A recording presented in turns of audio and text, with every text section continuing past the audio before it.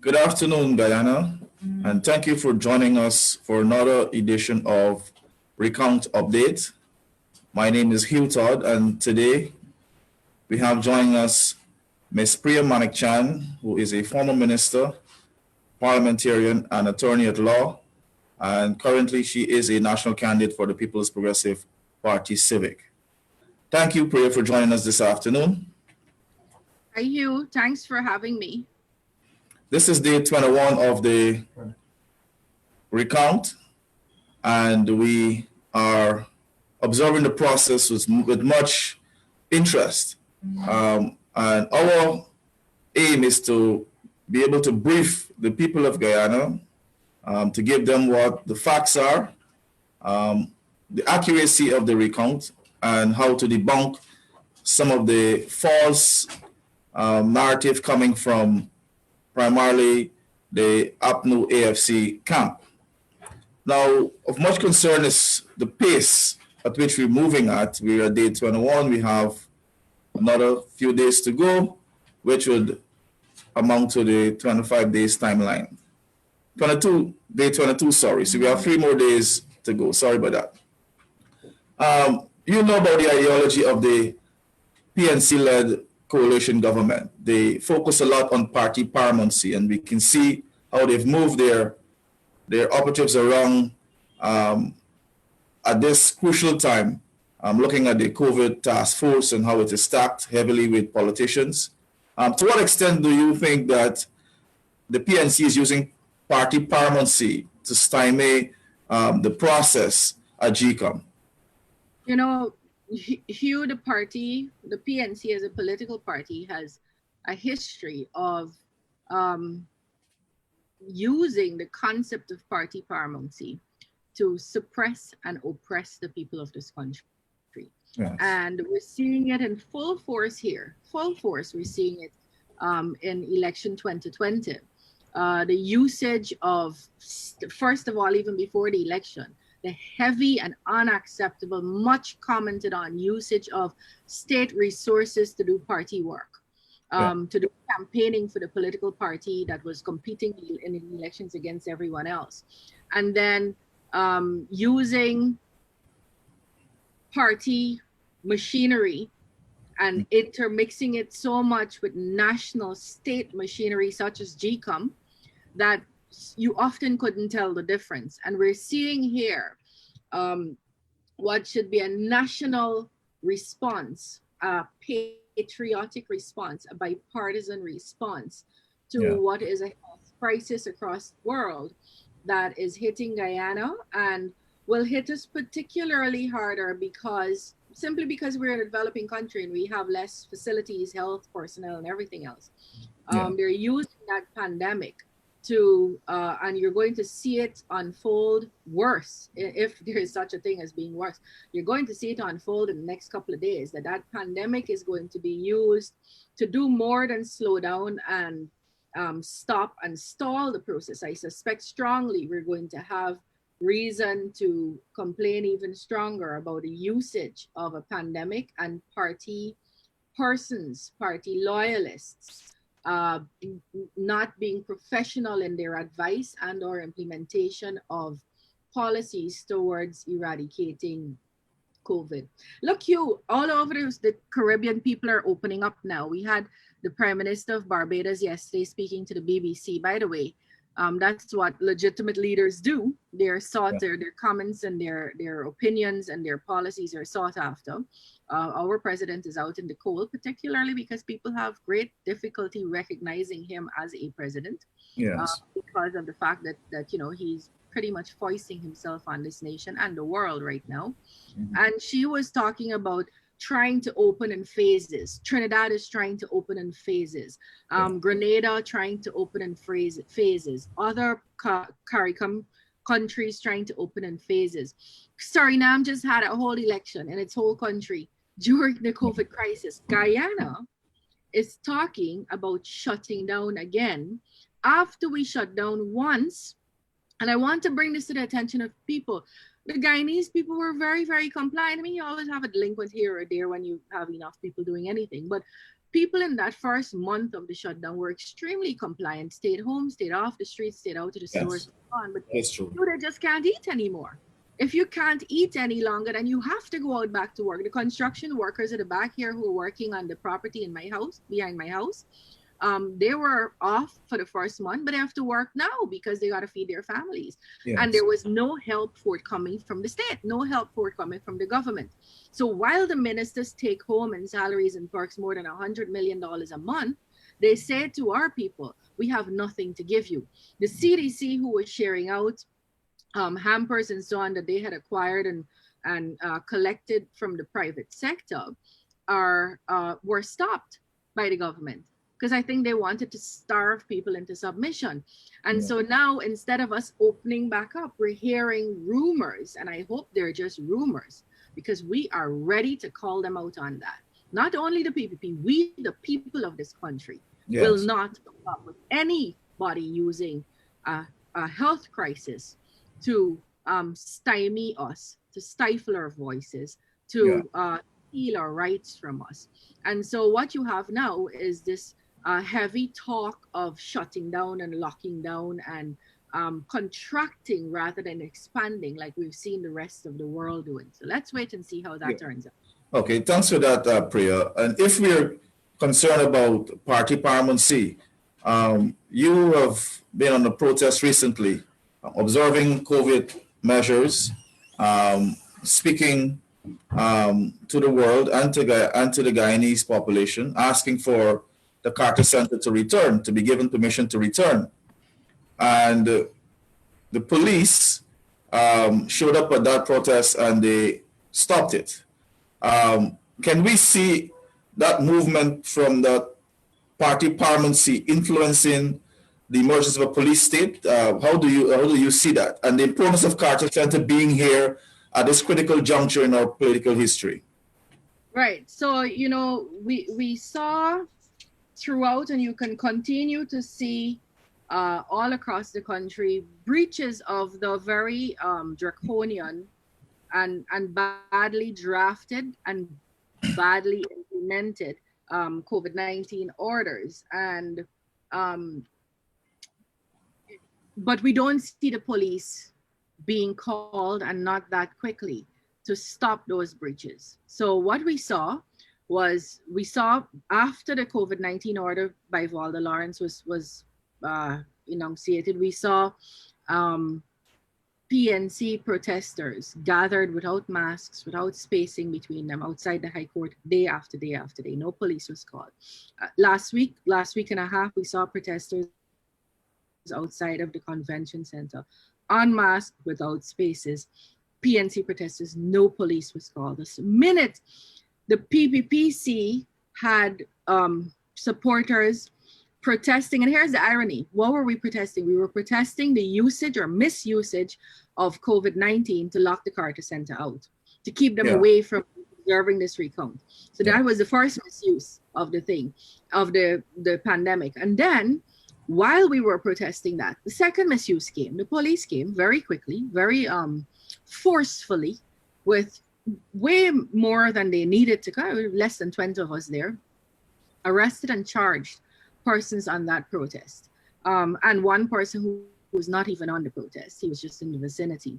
And so you see the usage of state facilities and state apparatus, the police is supposed to protect and serve, being used to oppress, being used to deny people their rights. And that's not going to be tolerated, as you know. We're going to face that down. We're going to resist it all the way through. You know, just now when the computer fell down, I was reaching for this book. This is Father Morrison's book, The Struggle for Democracy in Guyana, 1952 to 1992. It's called Justice.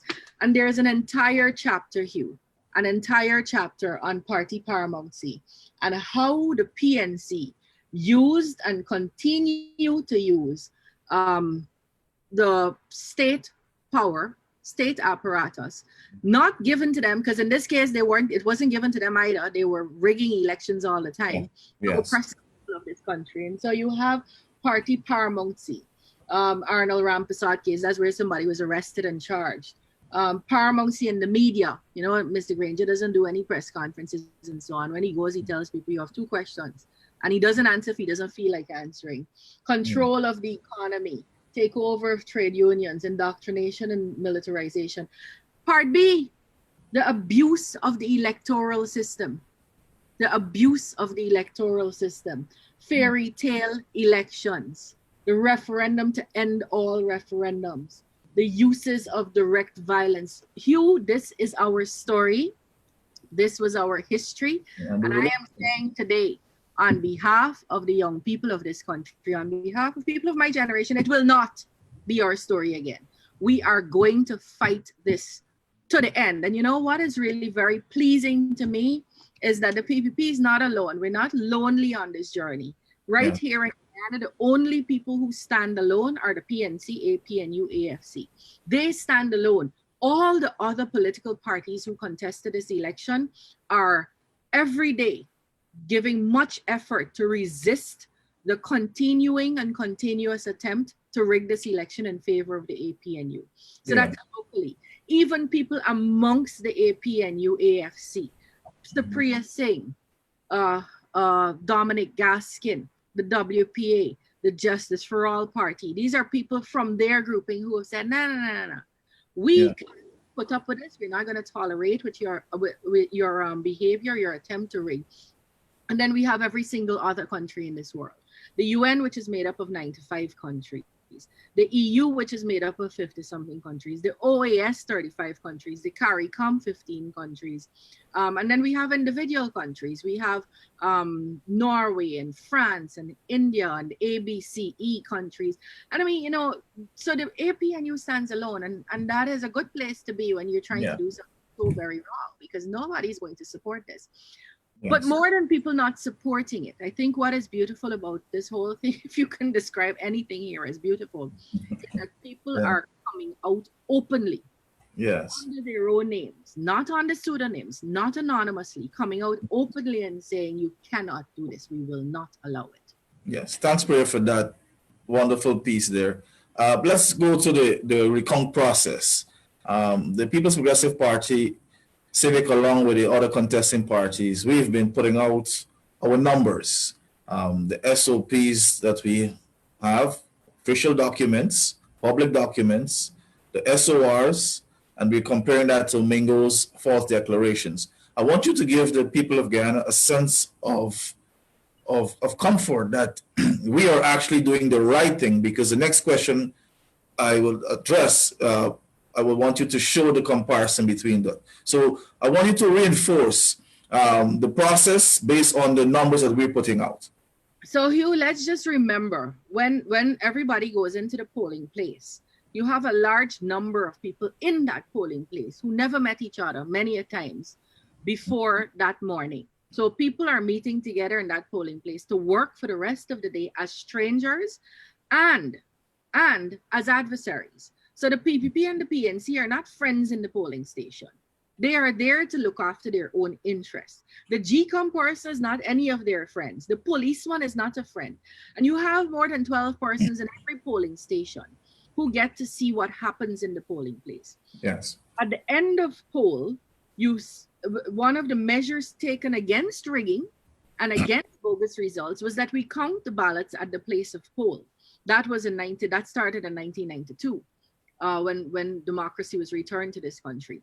And so everybody sits there and ballots are counted right there.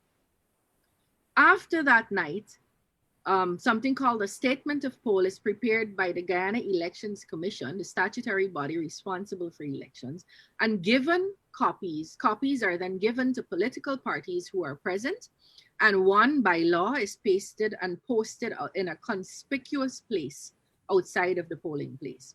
That is the SOP that we talk about. So sometimes people wonder what SOP means. It means statement of poll, and that is what we're talking about. The PPP doesn't have statements of poll that were produced by the PPP. The PPP has in its possession statements of poll that were produced by GECOM. Yes. And that day and night was declared by everybody who observed the process, including every single political party, including the APNU-AFC, through no lesser a person than its presidential candidate and several of its leaders, declared that day and that night to be credible, legitimate, and very orderly and lawful. It was lauded. That SOP that we got, when the count happened across the country, it matched. Region 1 matched, Region 2 matched, Region 3 matched, everything was fine. It's when we were at Region 4 that we realized one Mr. Claremont Mingo, who said he was dying and had to go to the hospital. And then when he came back, we realized that he was calling numbers that did not reflect the numbers GECOM had given to us on statements of poll to say what happened in the place of poll, to reflect the will of the people. Yes. So where Mr. Mingo was saying 300 for the APNU, GECOM had given out numbers before saying 150 for the APNU. So we made an objection. And Mr. Mingo, you know, the history is now very, very clear for everybody who wants to see it, went on a balcony in the Ashman building, protected by police officers, again, a misuse of the state apparatus, bolstered by the Roxanne Myers and et al. Of the Ghana Elections Commission, and proceeded to declare a win for the APNU of Region 4 with such large numbers that it would cause them to win the whole election. Yes. A win that they did not actually get. So while they win Region 4, and while they will win Region 4 on the recount, we're not suggesting anything differently, they will not win it with the large margin that Mr. Mingo gave them. So what we complained about then is being evidenced right now. Box after box after box for Region 4, what you're seeing is Mingo's numbers are heavily inflated for the APNU, and votes from the PPPC were taken away also. The last count, I believe, had us at about 3,330 votes that Mingo had taken away. No, that was not the last one. That's the last one I saw.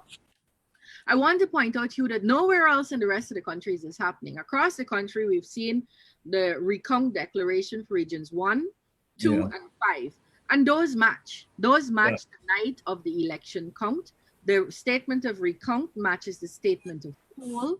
There are a couple of differences, but not material differences. In fact, in Region 5, we gained, I think, 7 votes. But I don't call that a material difference because it's not going to change the election result overall, one way or the other. So that's where we're at. We're at a place where we're seeing daily evidence of Mr. Mingo's deceit and fraud that I don't believe he did by himself. I don't think Claremont Mingo, Pastor Mingo, woke up on the 5th of March and decided he was going to rig the election for himself, by himself. I don't believe that. I believe Mr. Mingo had serious inducement and encouragement. I don't know in what form. And I believe he did it at the behest and upon the instructions and for the APNU-AFC. Yeah. People who today I heard their surrogates saying that results were declared twice in their favor, and they're going to be declared a third time in their favor. These are people who are prepared to rely on Mr. Mingo's fraudulent numbers. Yes, and finally, I want you to respond to the CEO of the COVID Task Force, Joseph Harmon, who is also the General Secretary for the APNU and campaign manager of March 2nd election. He went about casting a whole host of, casting doubt on the process itself, talking about the credibility of the elections. He mentioned that 86,000 claims of irregularities. He talked about electoral fraud, missing poll book, illegal voting, votes that lack credibility, that the People's Progressive Party was trying to suppress the will of the people, unresolved addresses, on stamped ballots, color coding, and he was trying to create this picture that the elections was chaotic, fraught with irregularities, and that we should really discount this recount process and use the previous declarations, which includes Mingo's declaration to call the election in favor of the APNO AFC. How do you respond to that? I'm not even sure I need to respond. You just said it there. What he literally said is everything that happened on election day was so bad, so rotten, so incredible, so not worthy. Yet he says, but we must rely on the figures that came out of that election day process. It doesn't make sense. It is unbecoming of Mr. Harmon. I know Joe. I know Joe in law. I know Joe in parliament. He's better than that. He's more sensible than that. I do not know what was attending in his head yesterday when he said that. I'm embarrassed for him for having said that because it just makes no sense. You're saying to us that everything went wrong on election day, but we must still use those numbers and swear in Granger. What nonsense is that? Absolute and utter trash. The problem Mr. Harmon has is he can't prove any of what he's saying. Yes. Today I tried to figure out when you say 86,000 people votes are not credible, what it is they were talking about. First of all, Hugh, let's remember, this is not about the PPP and the PNC. We try to, we lose sight of the fact that it's not about the political parties. This is about the individual citizens of this country. Yes. Expressing their constitutionally guaranteed and human right, we're born with it, to pick a government. So they listened to all of us. They looked at everybody's policies. The people of this country went to the polls and very orderly cast a ballot. If we were to not to give effect to what they want, we're going to be insulting them all and stealing from them all. And they're going to judge us very harshly for that. And I say us very loosely, not the PPP. The PPP is very clear. We have no intention of doing that. They're going to judge the PNC, APNU, AFC very, very harshly for that. Now, let me ask you, how is it that if a stamp pad is missing, so you have a presiding officer, the presiding officer decides, you know what, dang, I use this stamp pad back. My school needs one really badly. I gonna keep this stamp pad. I put it in this box. I'm keeping it. And does that mean that the 300 votes in that ballot box, those 300 people did not come in there and express their will? It does not mean that. Yeah. It may not even be something that deliberate. It may be that GECOM had poor training, or the person was on their phone when they were being trained, and they didn't realize that a poll book is supposed to go in this box rather than that box. So they put it in the wrong box. So when you open the box, it's not there. Or they didn't realize that the list of electors, they think, well, elections is done. We don't need this list anymore. So they pack it up and they carry it home.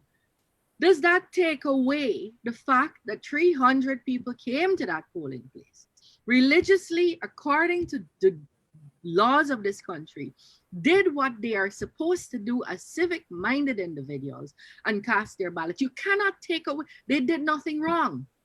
You can't take away their vote because of something that GECOM might have done wrong. And GECOM needs to get up and come and defend this.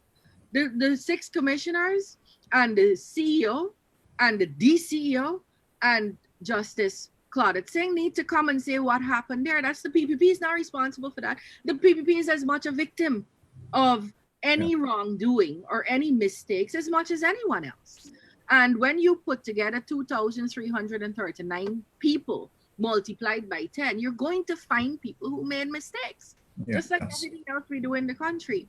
The problem, Hugh, and the thing that I really want to raise is that we can't keep insulting Guyanese people like that. It didn't go your way, so you don't want their votes to be counted.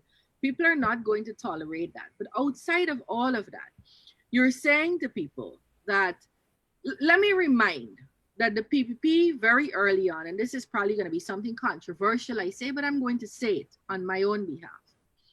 We made many objections about the way GECOM was hiring. We made many objections about the way GECOM was hiring their polling day and other staff. Those objections were never properly resolved in our favor. We were saying particularly, we think your staff needs to look like the rest of Guyana, needs to reflect ethnicity, gender, geographical representation. It needs to look like, and those concerns of ours were never resolved. Who was in charge of hiring? Keith Lowenfield Roxanne Myers and that bunch. How was Roxanne Myers hired? So I'm taking you back far for a reason. Yeah. Roxanne Myers was hired by the very badly appointed, the chief Caribbean Court of Justice threw his appointment out. You remember Granger unilaterally picked this 84-year-old man who was his friend, Justice Patterson, and made an appointment of him that was later deemed to be unconstitutional and bad in law, and he had to leave. Mr. Patterson chose, without rhyme or reason, without justification, Roxanne Myers over and above a man named Vishnu Prasad, who was more qualified as well as more experienced. He had no reason for doing that. He said the man was shifty. The ERC subsequently investigated that matter and determined, it's public, you can Google it, determined that Mr. Patterson had zero evidence to suggest, he had never even met the man, had not interviewed the man, that he was not a better candidate. So we go back, way back in time to say, some of these persons were handpicked by the PNC handpicked Justice Patterson. Those are the people who hired polling day staff. They didn't go, it is unlikely, let us be frank, it is unlikely that they went there with this intention that they were going to be loyal, not to the Constitution and the people of this country and to a fair electoral process, but they went there with loyalties to the PNC, APNU, AFC. You believe they picked PPP people and put them in those workplaces? They picked people they believe that they could manipulate. I am not saying, I want to be very, very clear, that I believe the majority of GECOM staff who worked on E-Day worked professionally and could not be manipulated, could not be maneuvered to do things on behalf of Roxanne Myers or the PNC. So I want to make that very clear. But I'm saying to you, this narrative that they're saying, that the PPP get all these people in these polling places and made them do these wrong things is absolute rubbish. Absolute rubbish. Because we had no control over who was hired. Our commissioners had little control over who was hired. It was that staff that was handpicked by the PNC bunch.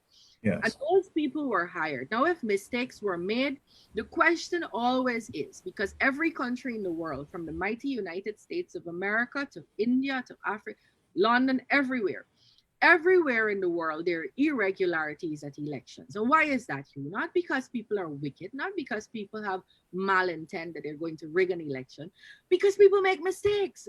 Yes. So you sit down taking the list, the man walked through the door, your phone rings, you find out that your daughter left the rice on the stove and almost caused a fire. You're answering that phone, you forget to scratch a name. So the names that are scratched don't match the people that voted by one or two. Or, like I said, you forget to put the stamp pad in, or you thief the stamp pad. Whatever. There is some irregularity that happened. Yes. The question is whether those irregularities amounted to so many that it would materially change the outcome of the election. Yes. And you know who I'm quoting here? In 2015, the PPP complained bitterly. The PPP said we didn't lose this election. We won this election. There are problems with the polls. There are problems with boxes. We want you to open 7. We asked them to open 7 boxes, not the whole country, 7 boxes. GECOM said no. You know what the international community said? The international community said, PPP, there are always problems. The question is whether the problems amounted to enough to cause a change in the electoral result. And we don't believe that it did. Same thing here, Hugh. At that time, we lost by 4,500 votes. Here, we're licking them up by 15,000 and more votes. So if you get 1 or 2 scratched off, it's going to balance off by the 100 that are coming in that some PO said was an invalid vote. But outside of all of that, even if the numbers change a little bit up or a little bit down for either or all parties, you're not going to see such a material change that will see the outcome of the election significantly changed. And that is really the problem that Harmon and his colleagues have to face. They know that. The same way we left, as I told you earlier, with a statement of poll on election night, their agents left with statements of poll on election night. They know what is in that box. They know what are in those boxes. They know what the result will be. Why do you think they ain't swearing as yet? If they thought they won this election, you don't believe they would have been sworn in? Now they come with all kinds of dances. Is the PO fault? Is the PPP fault? It's GECOM didn't stamp a ballot fault. So it's somebody else's fault. It's Yeah. nobody's fault. It's that you didn't serve people in 5 years. And the quicker they start assimilating that, the quicker they can bounce back from this electoral loss. You failed to serve people. You fired 7,000 sugar workers, cost 14,000 jobs in the forestry industry, drop 200 new taxes on the people of this country, including in health and education. Fail to recognize women in this country as people who are capable of contributing. So much so that we had articles written about them by known women's rights activists. You failed to serve people. Granger was absent. Ramjitan told people playing all your ass. You remember that? This Yeah. is what they did. So this is why you lost. That's why you lost the election. You can't blame GECOM and blame your own polling agents. They claim that these polling agents all went to these polling places and sat down there and collaborated and conspired with the PPP and was bought by the PPP. They're putting their own people in such harm's way. Yes. Village people are looking at them strangely. Yeah, you sell out the election for us. Their own polling agents. Now, who are those polling agents? Ordinary boys and girls in this country who got up, believe in the APNU wrongly, but they believe in the APNU. And they went and did their service by observing in that polling place what was happening on behalf of the APNU. Notice no minister child was in that box. No minister child was in that place. While people's ordinary sons and daughters went to do polling agent work, Simona's daughters in some Ivy League university being paid for by the same people, the taxpayers of this country. Nicolette's daughter is somewhere away. All the other ministers' children living large, ordinary people send their children out to protect the interest of the APNU AFC. And now they're being thrown under the bus. They're being called corrupt. They're being called dunce. They're being called collaborators with the PPP. I mean, good grief. There's got to be some level of decency. I call on the APNU AFC. I call on Mr. Granger particularly and Mrs. Granger, because Mrs. Granger has some play in all of this, to concede that you have lost the election and let this country breathe. Let the country breathe again. Look at what we're doing. Yesterday, I woke up thinking to myself, are these guys even wondering on this 54th anniversary what they're doing to Guyana? I mean, Yes. How could you want power so much in defiance of the will of the people that you don't care if you stifle this country? What kind of people, what kind of human beings are those? And those are some of the reasons they lost. That kind of selfishness is very visible when you're in government because you're under this big microscope. People Thank you.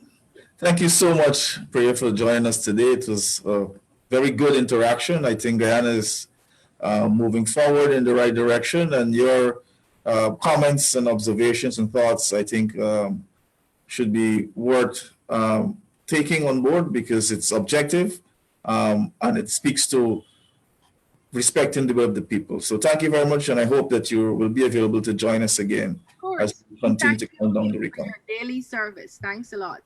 Thank you very much, and bye, Guyana. Bye-bye.